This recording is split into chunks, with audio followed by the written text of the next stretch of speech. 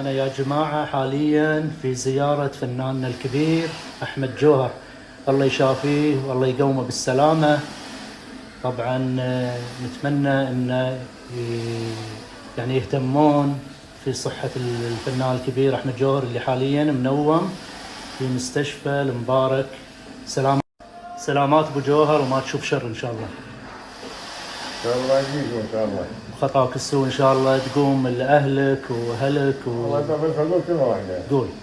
الجميع من اتصل فيني والجميع من سال عني والجميع من كلم اهلي اشكره وحط على راسي. الله يسلمك. الله يعطيكم الف عافيه. الله يعافيك. الحمد لله والشكر، انا الحمد لله بخير الحين ان شاء الله.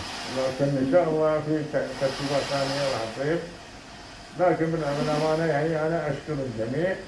اعذروني وما اقدر ارد على احد، والسبب هذا اللي حاطين علي.